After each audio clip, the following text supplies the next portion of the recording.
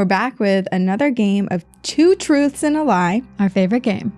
Today we will give you 3 facts about our subject, the unsolved 1981 murders of a mother, 2 of her children, and a teenage friend of the family in a cabin in Keddie, California.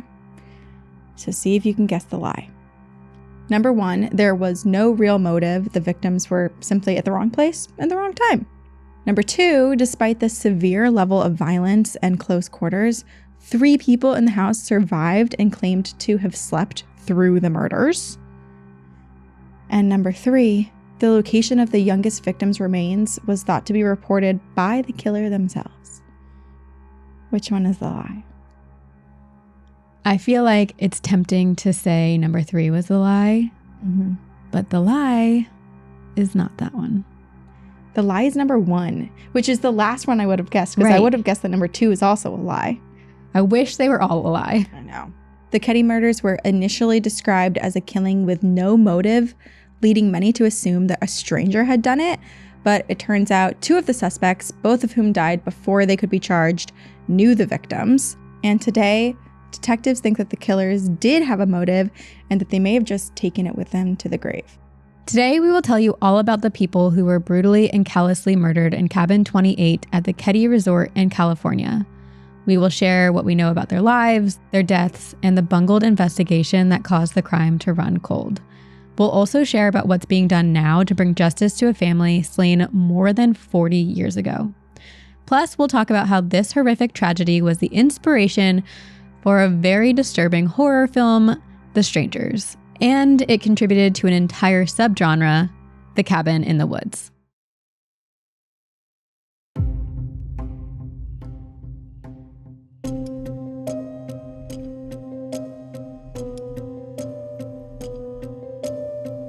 Welcome to Crimes of Infamy, a Crime House original powered by Pave Studios.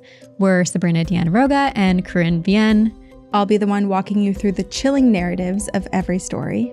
And I will be zooming in on the moments and showing you how the very real scenes in these stories played out.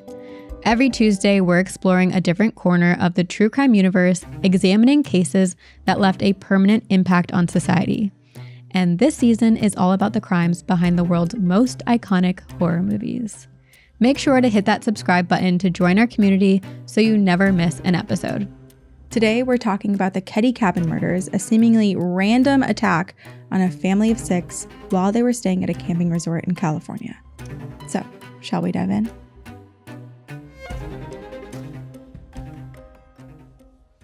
A warning, this episode contains descriptions of sexual violence, murder, and the killing of young children, so please listen with care.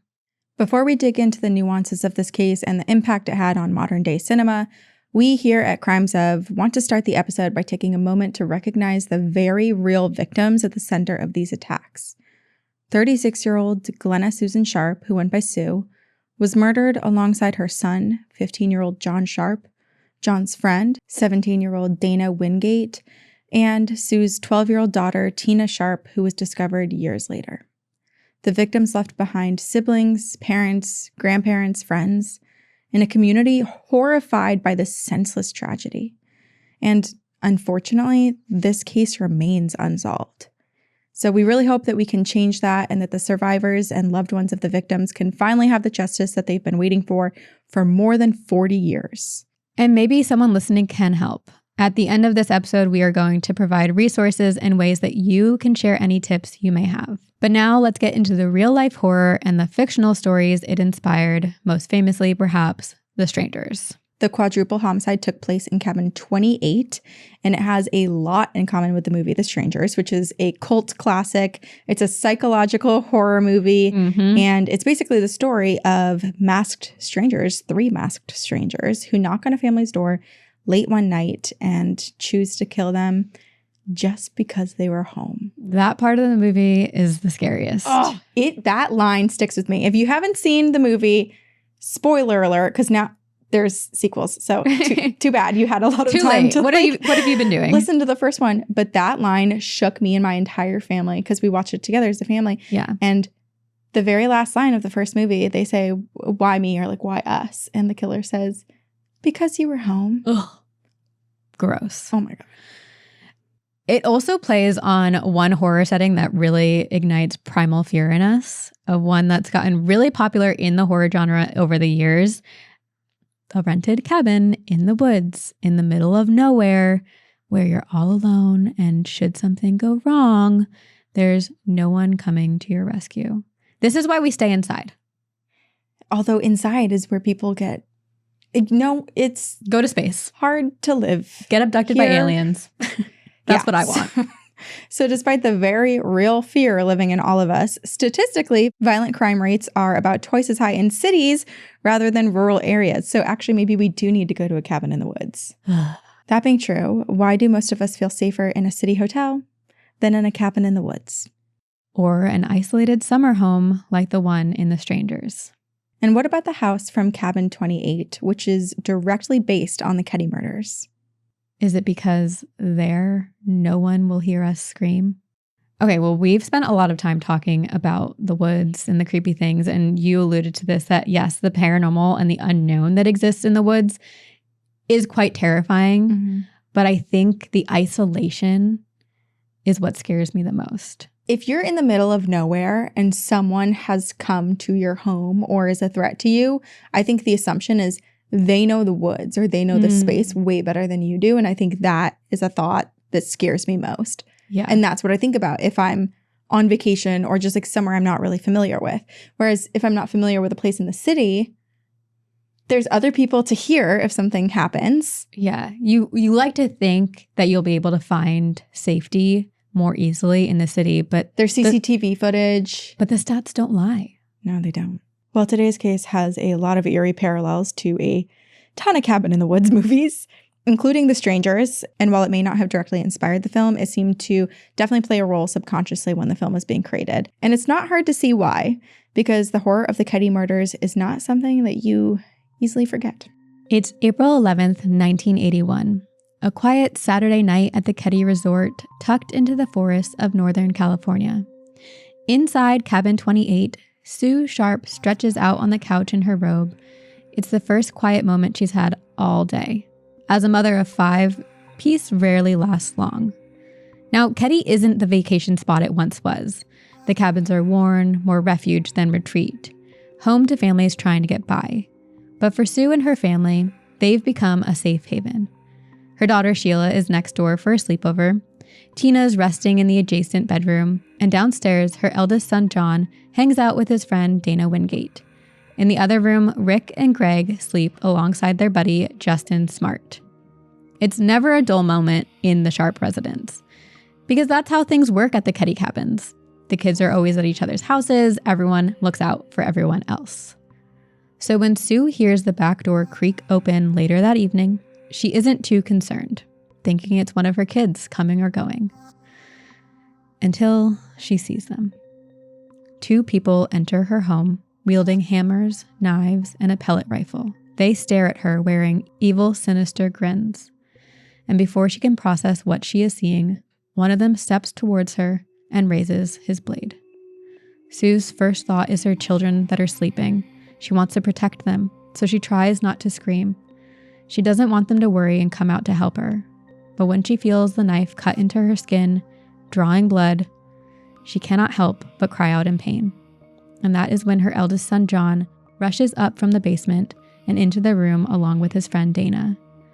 For a split second, Sue actually thinks they might be able to save her, but before the boys can even react, the attackers strike. And Sue can only watch helplessly as one of them swings a hammer into the back of her son's head. And what happens next is horrific, and it left 4 people dead. And the identity of the assailants is still unknown to this day. Although I would say, and we can discuss this more at the end of this episode, but I have a pretty good feeling in my bones of who did it. There's a lot of evidence that points to who did it. Yes. But they were not officially tried for it. So we'll see. But if we go all the way back to the beginning, we're going to see how many clues we have along the way and kind of suss out who specifically, or many people specifically, that we think could have done this. There's also a lot of missteps in the investigation, which we'll talk about. Long before moving to Keddie, Sue was born in Massachusetts, where we reside, on March 29th, 1945. And while on the East Coast, this is when she met her husband, James, who was from Connecticut. They started a family and they had 5 kids together: John, Sheila, Tina, Rick, and Greg. But making a home was not very easy. James was in the Navy, so he spent a lot of time traveling for work away from the family. And when he was home, he wasn't exactly a very welcomed presence either. No. Sue's oldest daughter, Sheila, accused James of sexually assaulting her, and she referred to him as a monster. Horrible. Unfortunately, this was never investigated by law enforcement, which, if that part of this story is true, then how horrifying and traumatic for poor Sheila. Yeah. But whether Sue knew about these accusations or not was really unclear. But either way, their marriage did fall apart. Yeah. And in 1979, Sue left James. She moved across the country to be near her brother in Quincy, California, which was a small town in the northern part of the state. Sue and James did make some attempts at reconciling, but ultimately Sue realized that he wasn't going to change, and this was definitely not a healthy person to have around her or her children. Right. So she prioritized their safety and got away from him. Yes. She knew that she couldn't rely on him and had to find a way to take care of 5 kids as now a single mom. Like, James couldn't even pay child support. So clearly she's a badass, and the badass that she was, Sue took up typing classes, hoping to get work as a secretary. And in the meantime, she made do with part-time work and some government assistance. She was going to do whatever it took to provide for her family. And part of this was moving near her brother and across the country, but Sue's production could only extend so far. Around this time, her 13-year-old daughter, Sheila, began dating a 15-year-old boy, and they got pregnant. She was pregnant at age 13. Yeah. And Sheila turned to her mother, confiding in her, and Sue, being a very protective mother, was very worried on so many different levels, right? Her 13-year-old is now pregnant. Yeah. And Quincy was a very small conservative town, and Sue was really afraid that Sheila would be bullied for becoming a pregnant teenager. And so together they decided that Sheila should move. She shouldn't be with the family in Quincy anymore. She would go live with her aunt in Oregon until she had the child. After the birth, Sheila decided to put the child up for adoption. And while Sheila was in Oregon, Sue continued to work on building a better future for her and her children. And so Sue and her 4 other children that were still residing with her moved from their mobile home in Quincy to a cabin at the Keddie Resort. The Keddie Resort used to be this like really stunning vacation destination. It was this escape from the busy hustle and bustle of the real world. And it was a place to, touch grass, explore nature, listen to birds. Go camping. Look at stars. Yeah. And this was pretty close to town. It did feel really isolated, but it was close enough to town that it made sense for them to move and be able to have their different resources. It was just kind of a small collection of cabins. There was one road in, one road out. And once upon a time, this resort had been bustling with travelers, but now it was a little bit more isolated. Yeah, it became run down. And so as a result, the cabins became less of a vacation destination and more of a full-time community to lower income families and students staying nearby. So by the time the Sharps move in, it's 1980. The resort is basically a string of rental properties in the woods. Very rarely are people coming to stay here as a vacation property. Their home needed a bit of work, but truly this was a beacon of hope and excitement for the entire family. Right. A home for them to settle in. It was totally an upgrade too, because like this cabin actually fit their whole family, where when they were living in that trailer in Quincy, it was really tight quarters and it definitely felt more temporary for them in the move. So this was a lot nicer. This felt like a fresh start. They were going to settle in. The kids were actually going to like have their life here, right?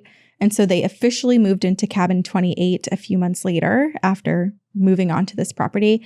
And Sheila had her child, put the child up for adoption, and then reunited with her family. So it's the spring of 1981. Sheila Sharp is 14, sitting in the backseat of a family member's car, watching the giant Northern California trees go by. She's lost in thought.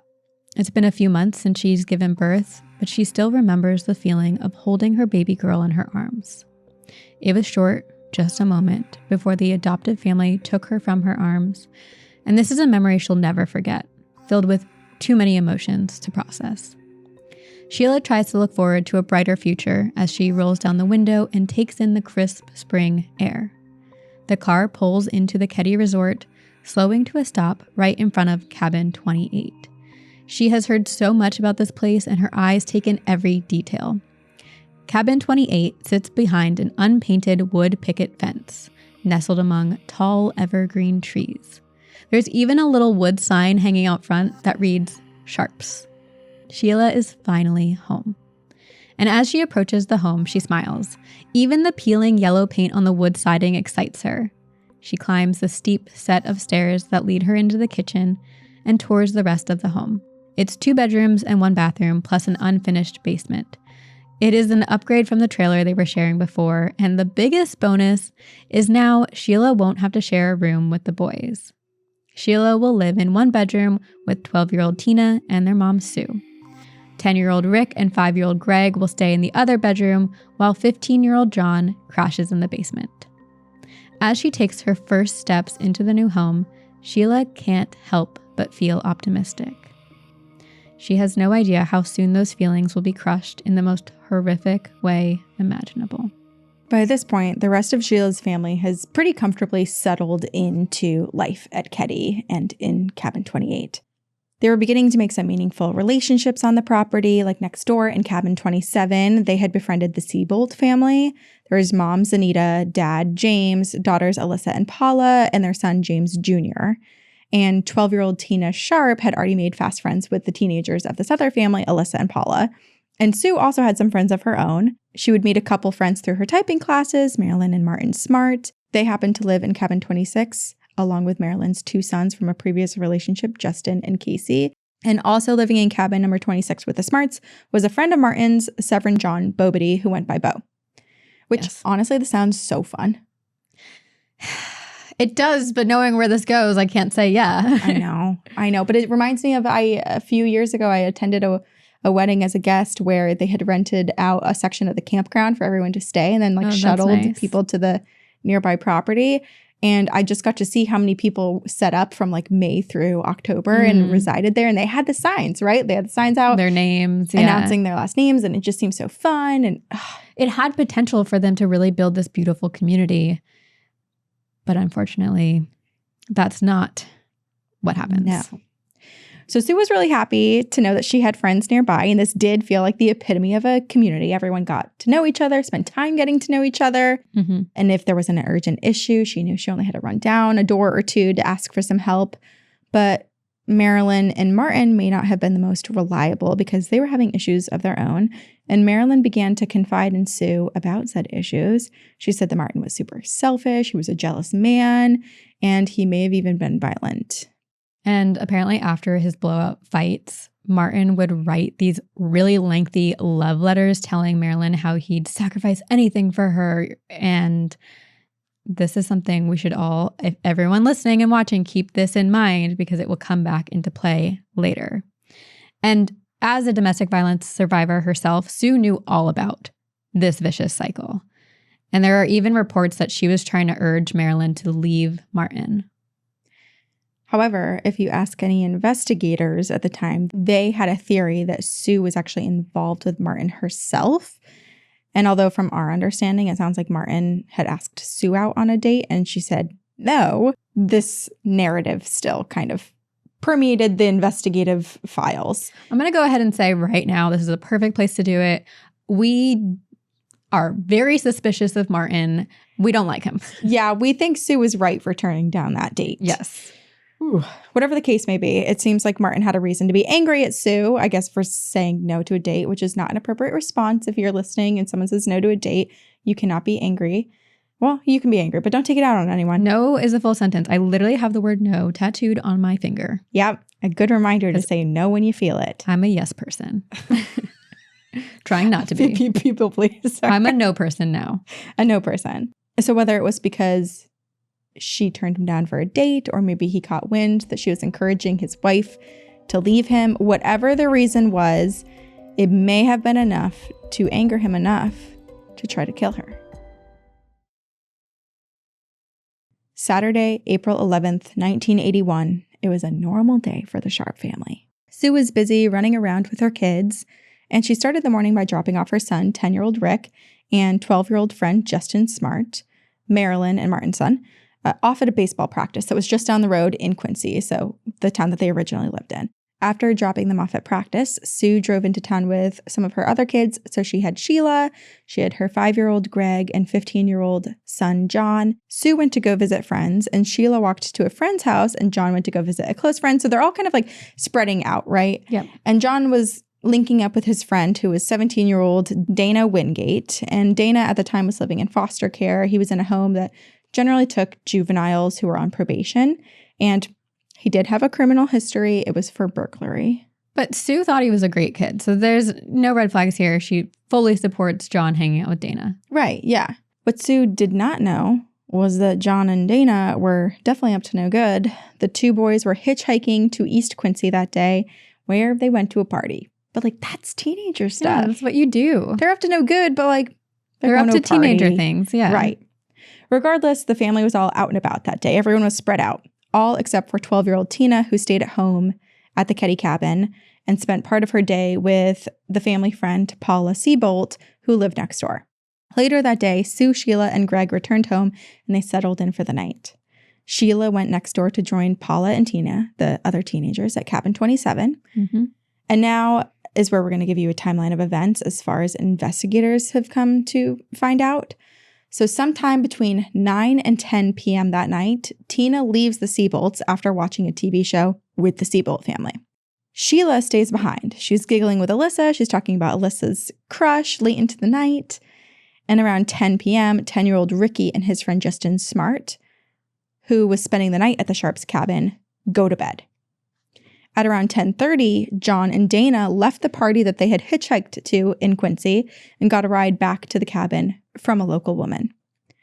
And not wanting to wake anyone, apparently John and Dana entered this cabin through the basement, which was where John was staying, and they planned to just crash for the night down in the basement. They started to pack it in, but just as they were dozing off, sometime between 11:30 and 1:15 a.m., which is a big chunk of time. It is. They were awoken by the sound of Sue screaming, which brings us back to where we started in this episode, to the night of the murder. 15-year-old John and his friend Dana run upstairs to find two strangers in their home, one of which has a knife on his mom, Sue. Before John can even make a move, the other intruder strikes him in the back of the head with a hammer. Dana tries to run, but he's hit in the head as well. The attackers bind the boys with medical tape and electrical cords. They slash John's throat and strangle Dana to death. Sue can only watch as her worst fear unfolds before her eyes. She can't even scream as the murderers stuff a blue bandana and her own underwear into her mouth and tape it closed, silencing her. They then make Sue walk around the room, stepping in the boy's blood, and force her to look at the bodies. She struggles ferociously, screaming behind her gag, nothing but whimpers escaping. After torturing Sue for some time, the killers stab her in the chest and drive a knife horizontally through her throat. In a gruesome act of overkill, they then proceed to bludgeon her with the butt of their pellet rifle. Once they are sure she's dead, they position her lying on her side, naked below the waist. And they're not done yet. Next, they head into the adjacent room where 12-year-old Tina Sharp is sleeping. But instead of killing her, they drag her past the bodies of her mother, brother, and friend, walking out of cabin 28, taking Tina with them. I was thinking about this on the way here, and I was like, I so don't understand the mind of a killer and even being able to do this sort of torture and kill someone. Because like this morning, I was trying to put my earrings in, which I had taken out like a week and a half ago, and one of my ears started to kind of close up, and I had to lay down on my bed to re-pierce through the hole because I thought I was going to faint. So it was like, I wouldn't even be able to be close to what these people do. Well, I think that's why there's a whole true crime genre, because most people can't even fathom it. So it's like, what makes these types of people tick? What causes them to commit such horrendous, awful crimes? Right. Yeah, it's terrible. And unfortunately, in this case, this is an unsolved case. And because of that, there has been a lot of rumors and speculations over the years. And people wondered why the killers murdered Sue and Greg and Dana, but kidnapped Tina. So everyone else is just immediately bound, gagged, and murdered. But Tina's dragged out and taken from the cabin.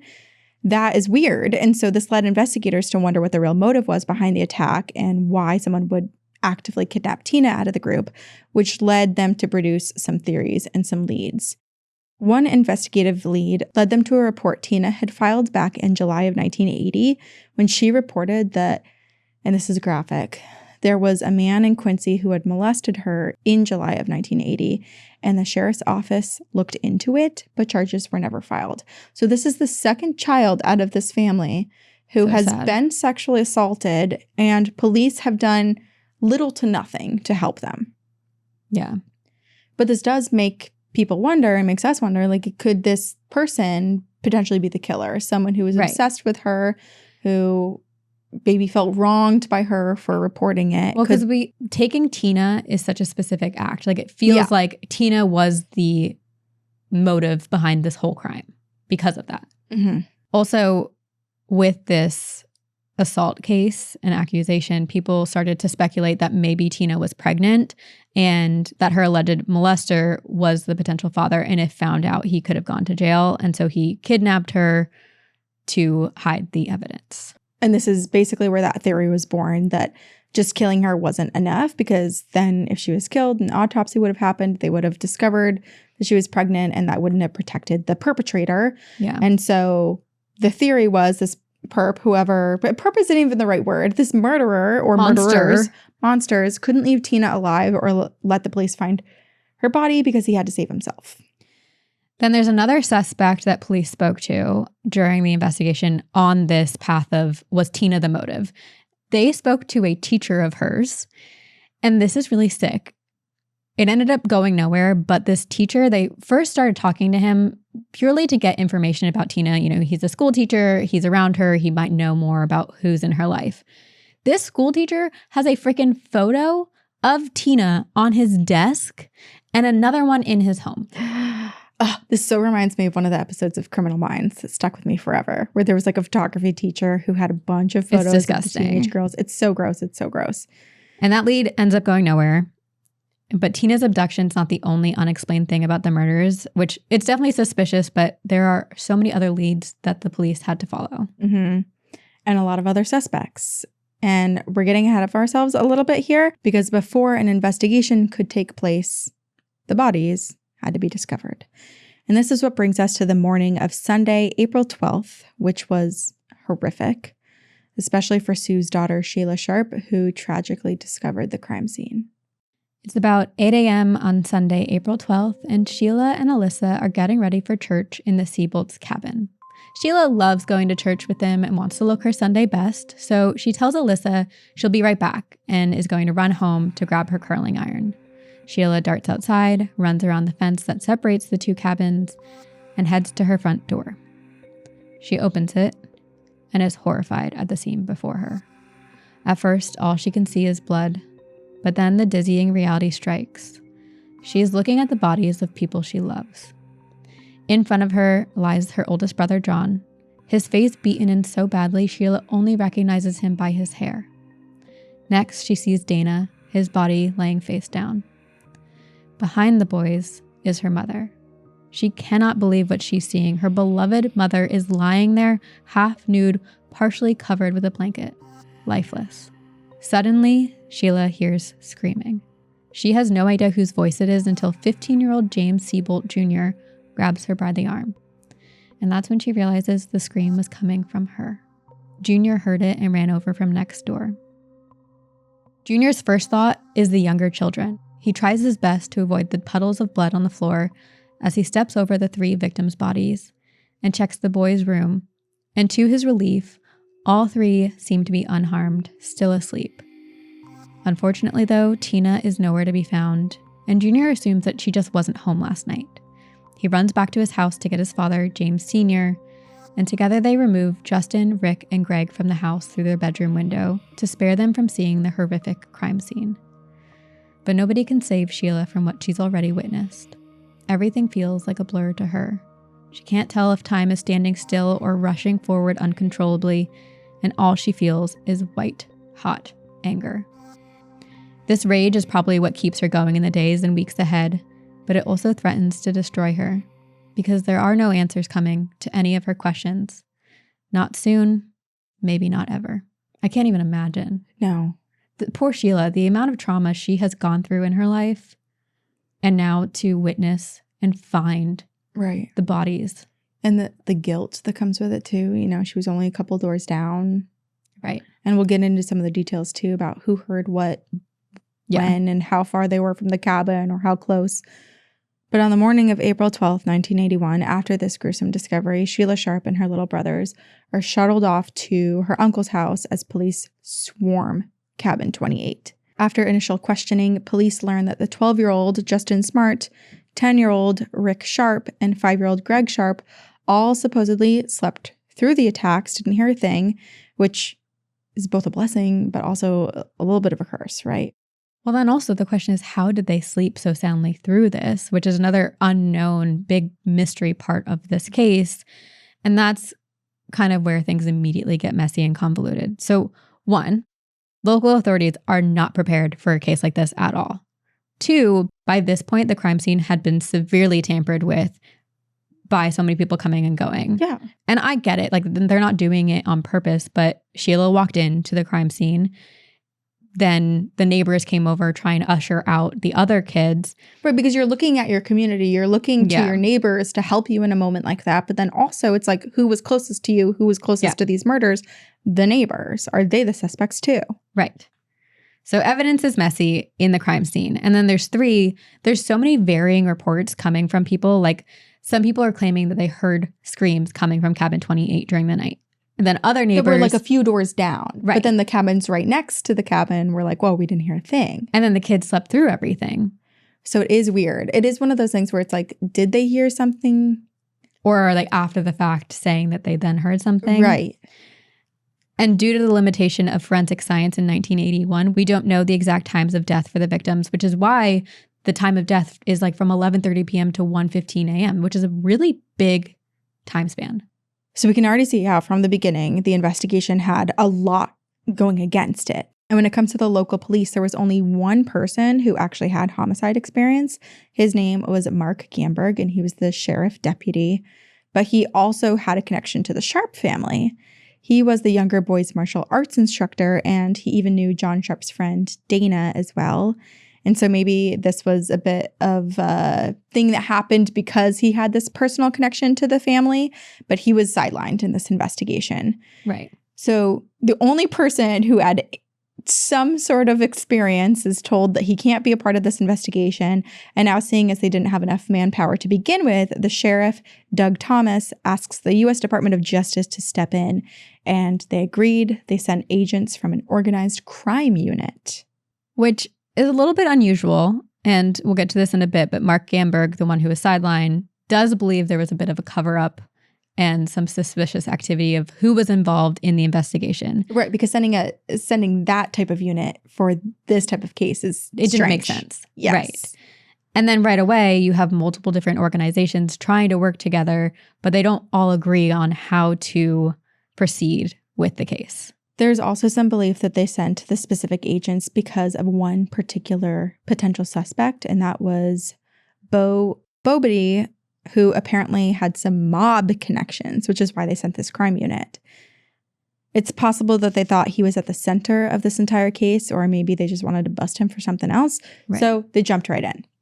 It was the DOJ, the Sheriff's Department, later the FBI also joined. So all of these groups are now working together, or maybe working against each other. Right. If we've ever seen a cop show, you know how that goes. And since it would be another 5 years before the use of DNA in these sort of criminal cases, they were using a lot of old school detective methods. Yeah.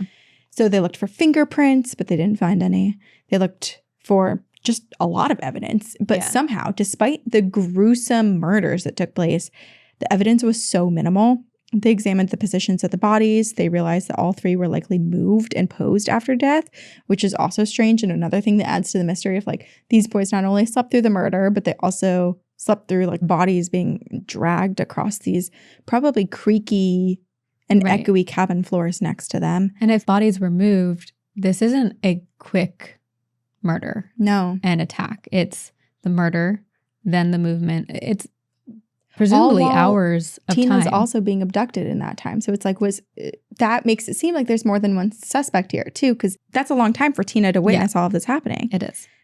So they also took extensive crime scene photos, and the FBI called in their best profiler, a man named John Douglas, who, if you've seen the show Mindhunter on Netflix, this was Love that show. Yeah, it's so good. It was based off of John Douglas. John thought that this crime was probably motivated by the desire to abduct Tina.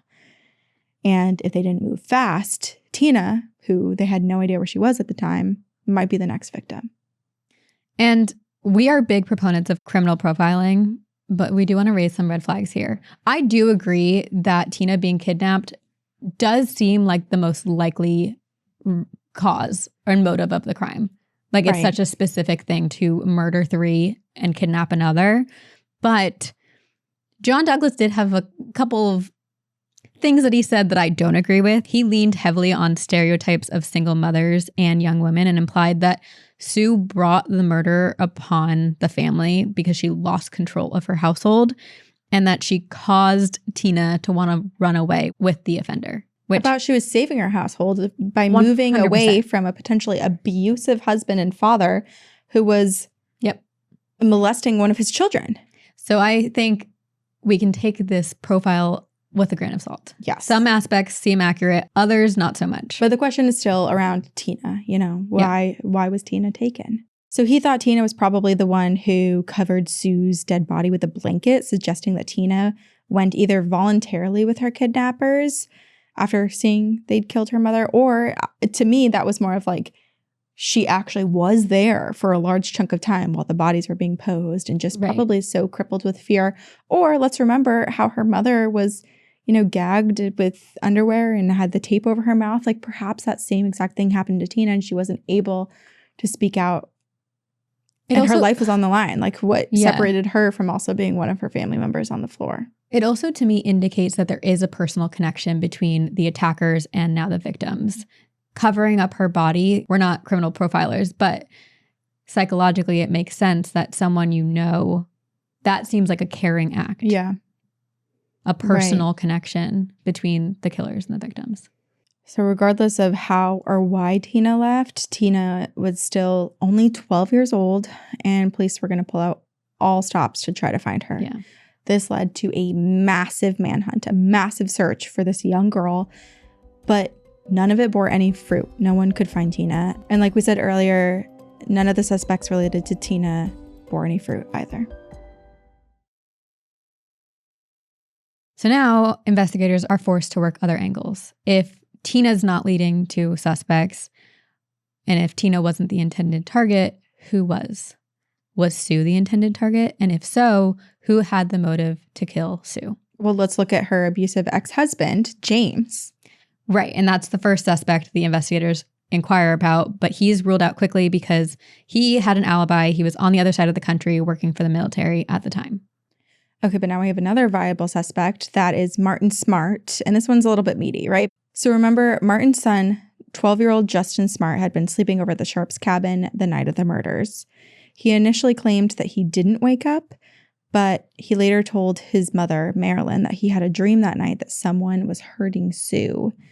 And after a polygraph examination, he changed his story and said that he actually did wake up during these murders, and he described seeing someone with a pocket knife cutting Sue's chest. And he also said that he witnessed Tina being dragged away by 2 suspects, one with black hair, one with brown hair. And a police sketch artist created a composite based on Justin's recollections, and one of them looked an awful lot like his father, Martin Smart. Which leads us to who I believe, and I feel like I could speak for you as well, who we believe is the most plausible suspect of this case, Martin Smart. Mm-hmm. And I do want to say, too, I feel like the language around like, oh, he changed his narrative, he changed his testimony for like the son. What he was witnessing might have been his father killing someone and a bunch of his friends in front of him. Of course, he thought it was a nightmare because like how else do you try to process that information? You can't. No. But it also, yes, so he processed it as a dream if he did witness it. And then 2, it makes sense that he survived and wasn't killed if he did witness it. Right. What was Martin up to on the night of the murders, Corinne?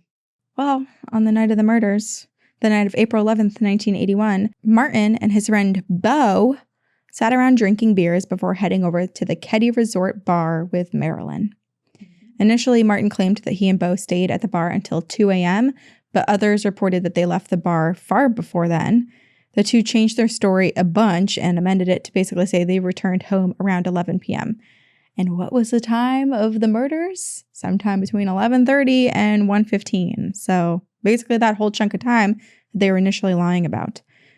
But Marilyn had also gone home before they did, and she said she did wake up sometime that night, and she noticed that Martin and Beau were actually not home at the time that they said they were. Both iterations of their story is now not true. They did not get home at 2 a.m. They also did not get home at 11 p.m. I also feel like the timestamps that they were giving just indicated to me that they knew when the murders took place, because it's 100%. That is exactly the time, right? There's also more evidence here. There are also reports from witnesses at the bar saying that Martin and Beau seemed a bit on edge. Martin became really angry when the DJ started playing rock instead of country. So he's probably super wasted and just already not a good guy. So the combo of which makes you mad at music. Makes you very mad at music. So right away, as you can tell, their stories are weird and not lining up. And there are also a couple of other suspicious things. One, we read that on the day of the murders, Martin had actually asked Sue out on a date and Sue turned him down. And two, apparently when Martin and Beau did return home, Marilyn noted that she woke up to find them burning something in the stove. Why would they be doing that? Weird, suspicious. Marty was said to have started acting really strangely after the murders. He threw away a pair of shoes. He had to replace a hammer that mysteriously went missing. And we know that a hammer was used in these murders. Yep. But there was no hard evidence for any of this. And unfortunately, the case basically stalled out. And also keep in mind, Martin has a history of violence. That was what Sue was telling Marilyn to leave him for. Like, he was being violent towards Marilyn, so Sue was encouraging her to leave him. But unfortunately, leads do stop coming in. The evidence went stale, and so too did the search for Tina. That is until 3 years later when there was a massive break in the case. On April 11th, 1984, the third anniversary of the murders, a bottle collector hiking in the Feather River Canyon, which is about 80 miles away from the Keddie Resort, sifts through the underbush looking for waste. Suddenly, he hits something hard. He looks closer, realizing it's not a bottle that he's searching for. No, it is a bone that doesn't look like it belongs to an animal. It looked to be part of a human skull. It's enough for this bottle collector to realize what he's looking at. He rushes home to report his discovery to the police. Officers hurry to the canyon where they retrieve the partial skull and find a few more human bones. The police announce this discovery on the nightly news and ask the public for tips. And before long, a strange call comes in. The man on the phone says he heard about the bones found in Feather River Canyon. He continues, saying, quote, "I was wondering if they thought of the murder up in Keddie up in Plumas County a couple years ago where a 12-year-old girl was never found." The operator logs it as just another tip from the public. But when a forensic pathologist confirms the bones do indeed belong to Tina Sharp, a chill runs down the operator's spine. How had the caller known the bones would be identified as Tina's? Was it because it was her killer?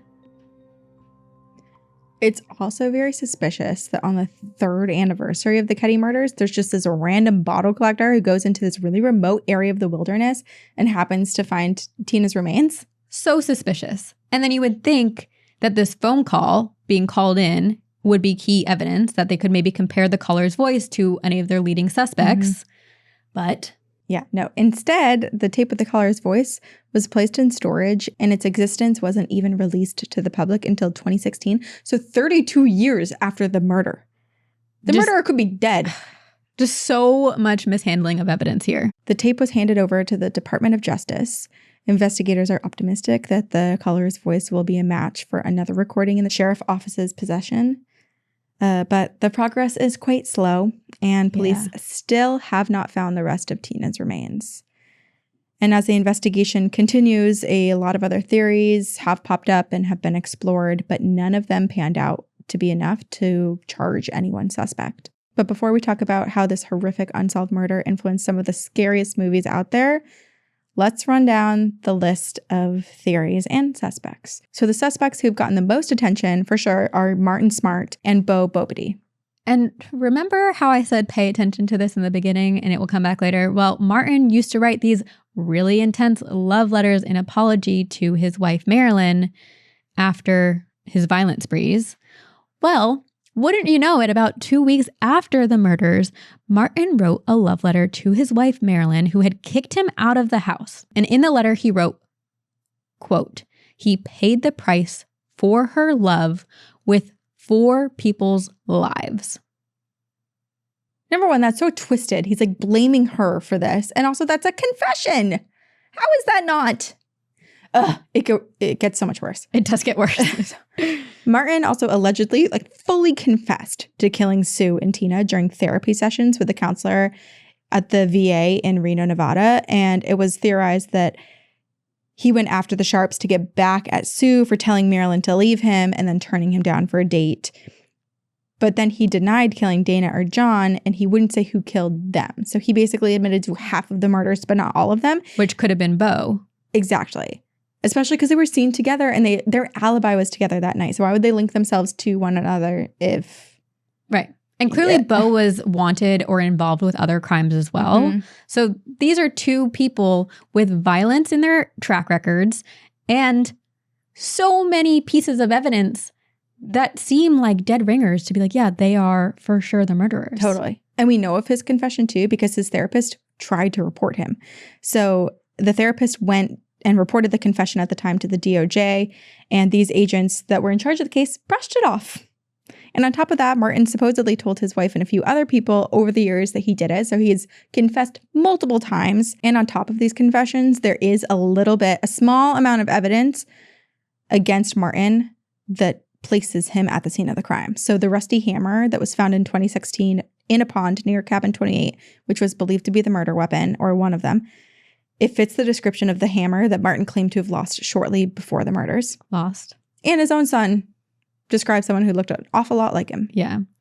But if police have found a way to confirm that this is the missing murder weapon, they haven't publicly released it. So they do have this hammer that was found, and I'm sure they're running testing, but there's no way. They haven't yet stated it is linked directly to the case. It's suspicious, but also at the same time, you have to think about the fact that these were rundown cabins. I'm sure people did work on this stuff all the time. Right. My own dad has random tools with him and around cars and stuff all the time. Also, what else is in bodies of water? There's probably random things there.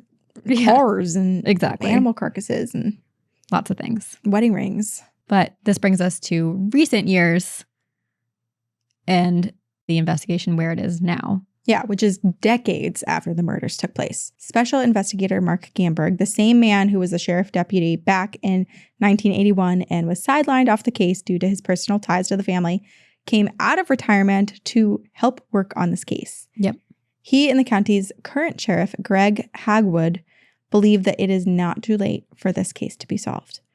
Gamberg thinks that a police or federal cover-up stopped the murders from being solved in 1981, which I totally believe because there were so many actual pieces of evidence or things that came forward that they were just like, that's not important, and shuffled it off to the side. The biggest thing being that Martin confessed to his therapist, and his therapist went to police and officials to claim this. Why was that never followed through?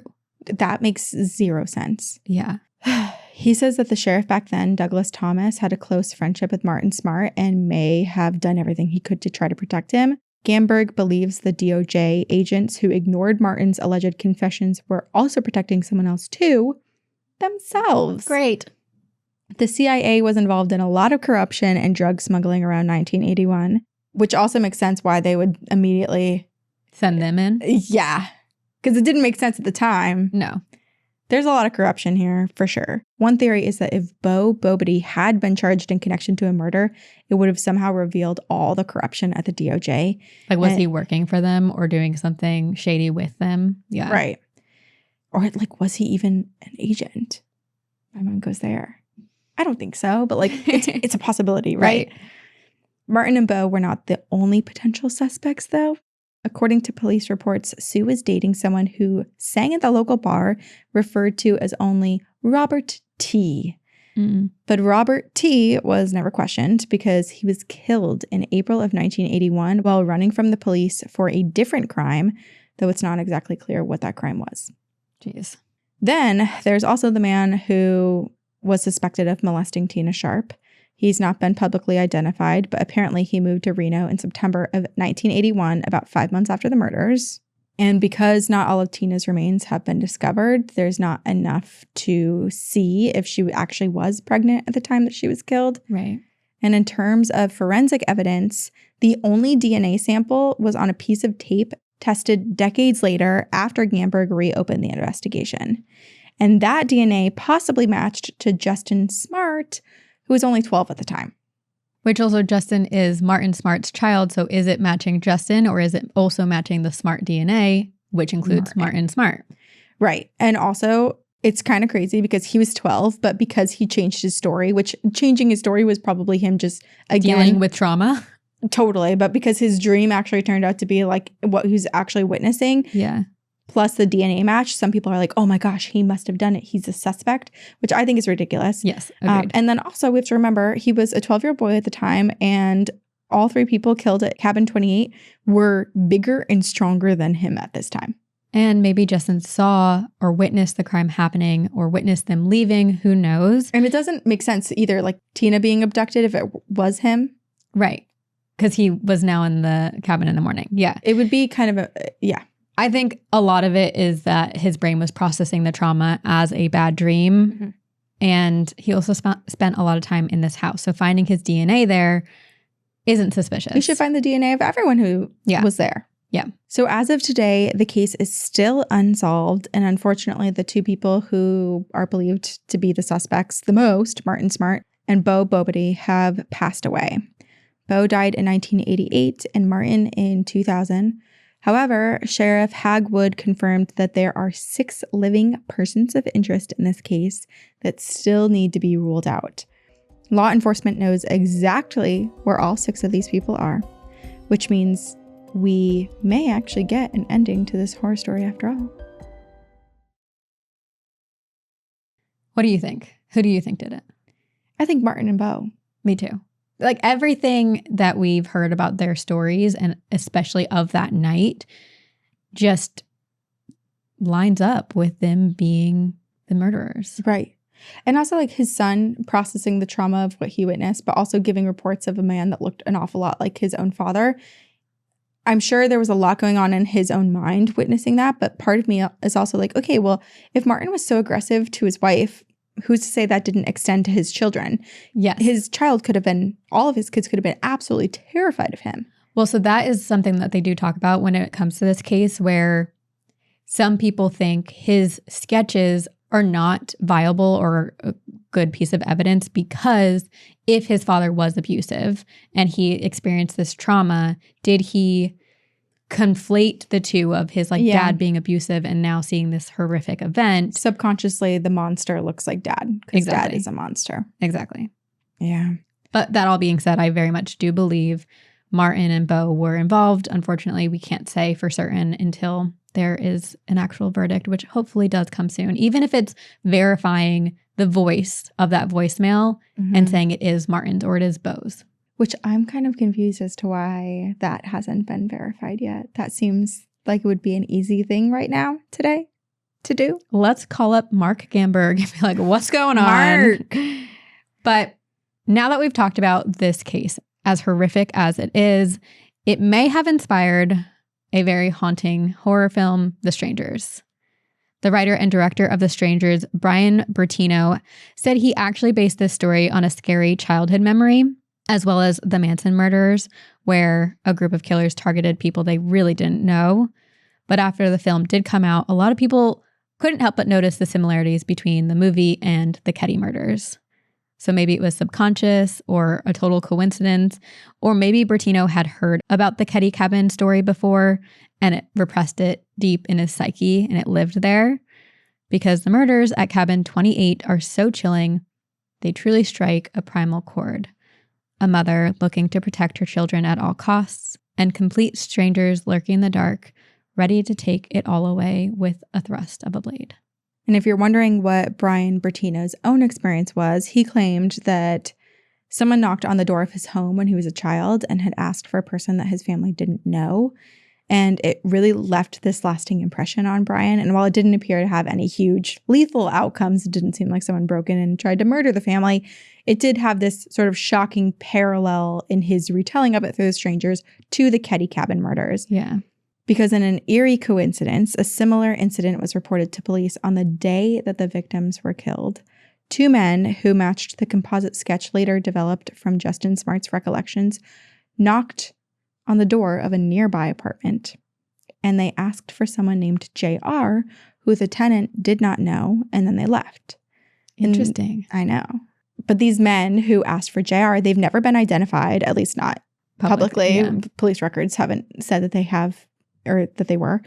But in either case, it could have been a casing, someone staking out a potential spot to rob, Or people murder, to kill. or a young girl to abduct. Ugh. So you have to admit there is one big uncertainty in all of this. In the strangers, the killers were strangers. Yeah. But is that the same for the Keddie cabin murders? Or were they someone that the family actually knew?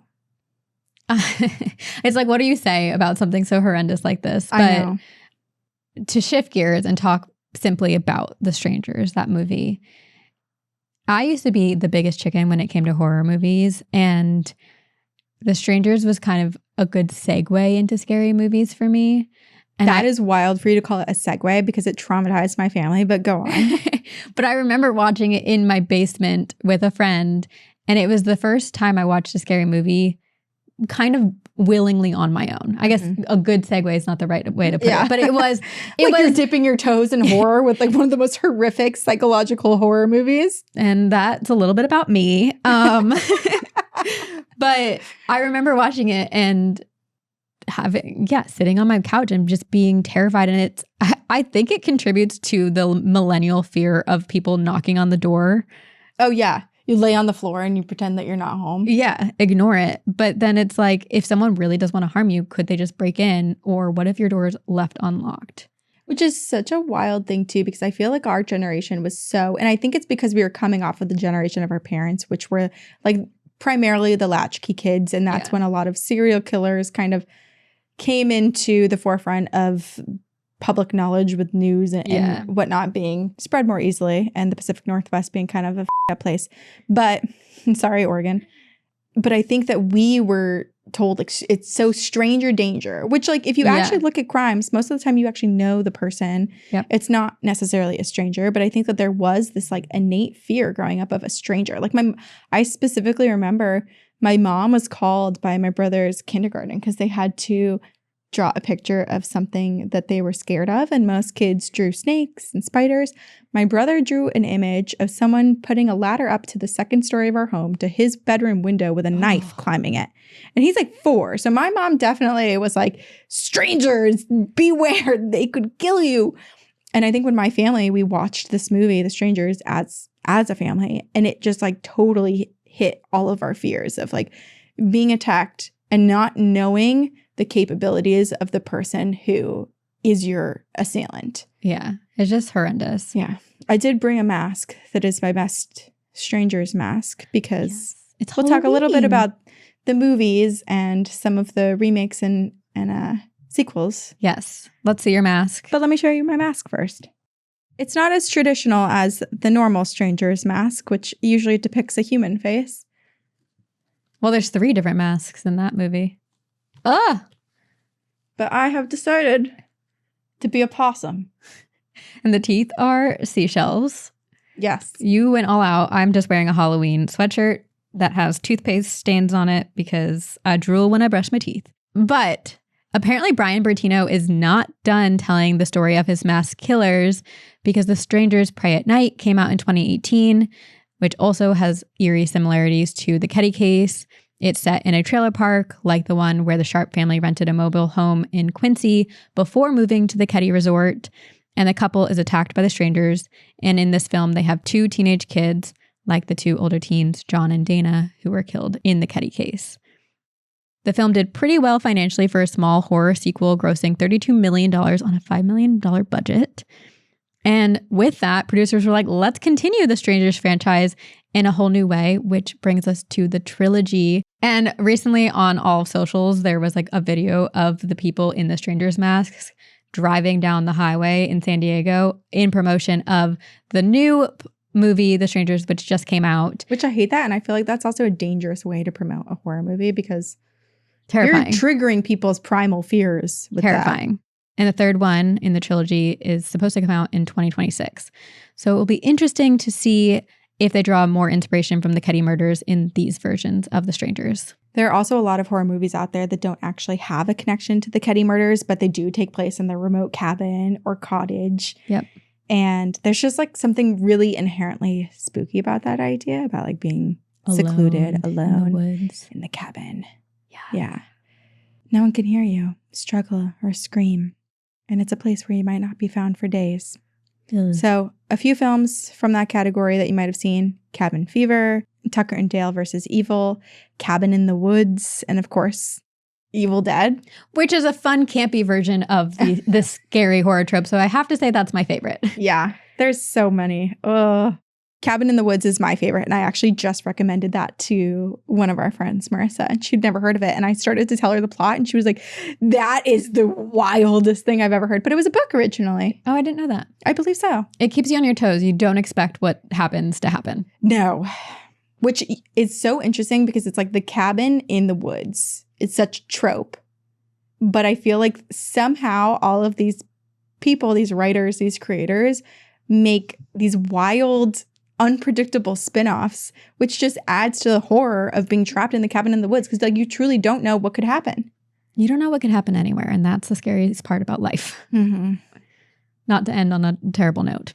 Let's not forget, though, that this is a real-life case. There are still 4 victims and 3 surviving siblings who've been waiting more than 40 years at this point for justice. And the investigation is still open. We'll put this all in the show notes, but Special Investigator Gamberg is asking anyone with information about the Keddie murders to contact him. So you can do that by calling the Plumas County Sheriff's Office at 530-283-6360, which again, we're putting this in the show notes. You can call the Secret Witness Program at 775-322-4900.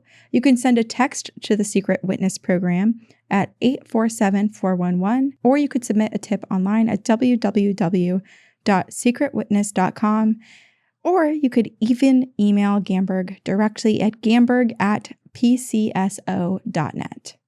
So any of those options will be great for accepting information anonymously if you do have a tip. And there's also a cash reward available for information leading to the perpetrator's arrest and prosecution.